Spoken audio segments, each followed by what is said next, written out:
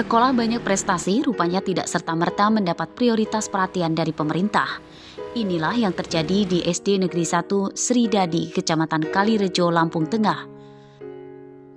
Sejak 3 tahun lalu, siswa kelas 4, 5, dan 6 telah dipindahkan belajar ke ruangan lain karena ruang kelas mereka rusak bagian atapnya. Kekhawatiran para guru benar terjadi pada Desember 2021, atap 3 ruang kelas tersebut ambruk. Bukan akibat bencana alam, namun ambruknya atap akibat telah lapuk.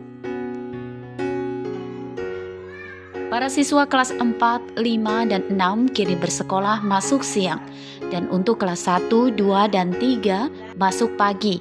Pembagian jam belajar 2 gelombang inilah untuk menyiasati kekurangan ruang kelas bagi siswanya. Ada 3 ruang yang memang mau nggak mau ini harus secepatnya kami mohon, mengingat anak-anak kami belajar, muridnya banyak 204, ini kami kesulitan. Kami sudah beberapa kali artinya menyampaikan ke kepala dinas, ke Sarpras, ya sampai sekarang ini belum ada tindak lanjut.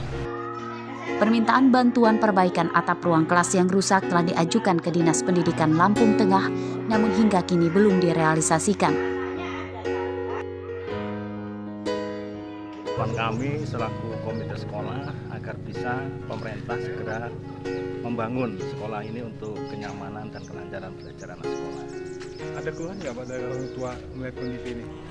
Banyak keluhannya ya tidak nyaman dan ingin segera dibangun, cuman ya tetap menunggu dari pemerintah. Ini pernah sepak bola. SD Negeri 1 Sri Dadi mendapatkan banyak penghargaan, antara lain menjuarai olahraga antar sekolah, cerdas cermat, dan kebersihan sekolah. Para guru dan murid SD Negeri 1 Sri Dadi mengharapkan bantuan perbaikan sekolah mereka segera datang, supaya kegiatan belajar mengajar lebih nyaman. Ari Susanto melaporkan dari Lampung Tengah.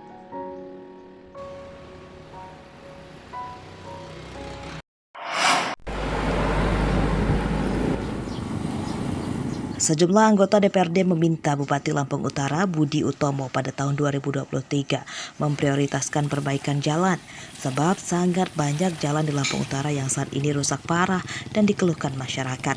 Ini dikatakan anggota DPRD pada rapat paripurna dengan agenda pembahasan rancangan APBD Lampung Utara 2023 yang digelar pada Jumat lalu.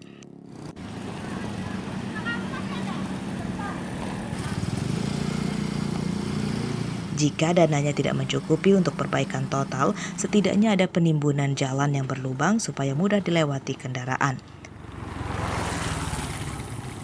Pelayanan secara umum yang sangat-sangat dibutuhkan tentunya infrastruktur jalan, di mana banyak sekali di setiap kecamatan jalan-jalan yang sudah berkubah. Untuk itu kepada pemerintah daerah paling tidak jalan-jalan yang sudah berkubang itu ditimbun. Pada rapat tersebut, anggaran Pemkab 2023 defisit 18 miliar rupiah sebab anggaran belanja lebih besar dari pemasukan daerah. Anggaran belanja 2023 sebesar 1,747 triliun rupiah, sedangkan target pemasukan di bawahnya, yakni 1,729 triliun rupiah. Defisit APBD itu dituding akibat rendahnya PAD Lampung Utara. Juga menekankan kepada pemerintah daerah berkaitan dengan PAD. Yang hari ini kan ini disampaikan oleh teman-teman yang instruksi itu kan berkaitan dengan capaian PAD. Capaian PAD itu kan sungguh tidak sesuai dengan apa yang kita harapkan. Banyak potensi PAD yang bisa digali, distribusi, galian C, segala macam itu banyak. Di mana kerjanya OPD itu yang benar itu? Angsuran 23 miliar sekian per tahun, dan itu utang seluruhnya 124 miliar. Berarti itu bakal kita lunasin, Pak ya? Iya. Anggaran belanja Lampung Utara 2023 lebih besar untuk upaya memulihkan ekonomi pasca pandemi COVID-19. Sementara anggaran infrastruktur perbaikan jalan dan jembatan hanya dialokasikan 100 miliar rupiah atau kurang dari 10% dari total APBD sebesar 1,7 triliun rupiah. Ardio Haba melaporkan dari Lampung Utara.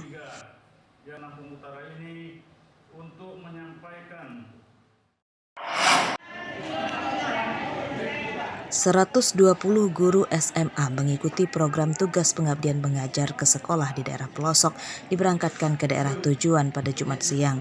Mereka berasal dari sejumlah SMA di Bandar Lampung, Metro, Pesawaran, dan Pringsewu. Para guru yang mendapat tugas mengajar ke sekolah luar daerah telah lulus seleksi yang dilakukan oleh Dinas Pendidikan Provinsi Lampung. 120 guru itu ditugaskan mengajar di sejumlah SMA di Waikanan, Mesuji, Pesisir Barat, dan Lampung Barat.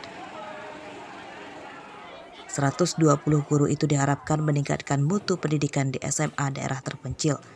Mereka akan memberi metode pengajaran yang modern dan mengajarkan pengembangan teknologi pendidikan.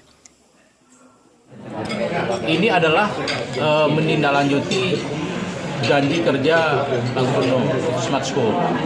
Bagaimana guru punya kemampuan untuk memberikan pembelajaran secara modern. Artinya guru kita tuntut menguasai IT, kemudian guru kita tuntut bagaimana sebagai motivator. Maka kami mengambil kebijakan yang kita kirim itu dari satu sekolah itu nggak boleh sama bidang studinya, jadi beda-beda. Contohnya kalau SMA 2 kita ngirim bahasa Inggris 1, fisika 1, sama olahraga 1. Nah masing-masing ini akan dihandle oleh tim MGMP bidang studinya di 120 guru ini ditugaskan mengajar di sekolah di pelosok desa selama sepekan.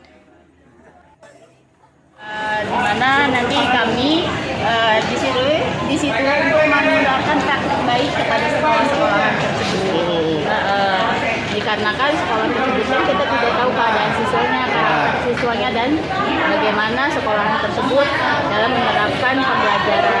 Nah, di situ kami suruh berbagi ilmu dari kota ke kabupaten. Dinas Pendidikan akan menambah peserta guru mengabdi di SMA daerah terpencil pada gelombang berikutnya. Guru yang ditugaskan diharapkan jadi motivator guru dan siswanya. Arsadi Saputra melaporkan dari Bandar Lampung.